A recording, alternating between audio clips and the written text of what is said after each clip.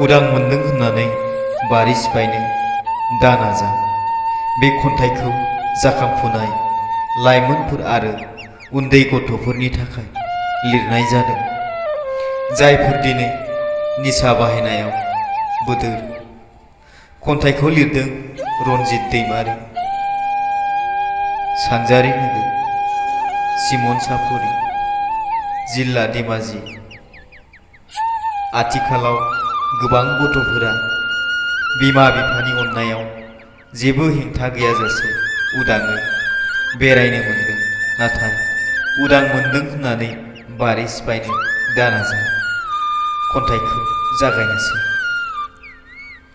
सारोन हगारनाय मोसौ बायदि रावखौबो मानियै गंग्रा दाजा, नङाब्ला मोनगोनबो मानजाया।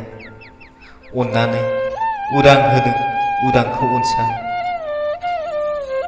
बै दैमानि हाब्रां सेर सेर बारि दङ, बै दालांनि सिङाव बारि दङ, बै रेलवे स्टेसन सेर सेरबो बारि दङ।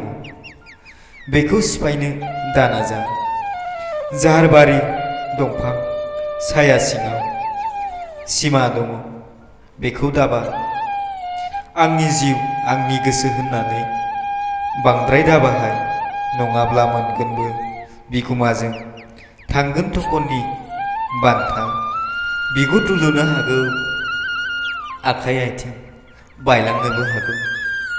उन दाहा खालामनायनि फिथाइ थायनाय नङा।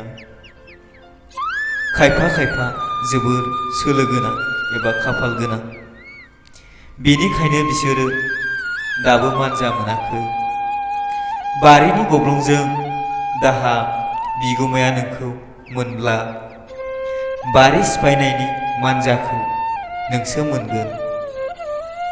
आं सिफायाखै बुंब्लाबो गनाय नङा, मानोना जाय जेसेबांखि खावा मानो, जाय जागोन मानजागोन बिसो मोनो।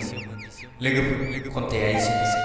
जुदि नोंथाङा गोदान गोदान खन्थाइ रायथाइ खोनासंनो गोसोब्ला चेनेलखौ साबस्क्राइब खालामनानै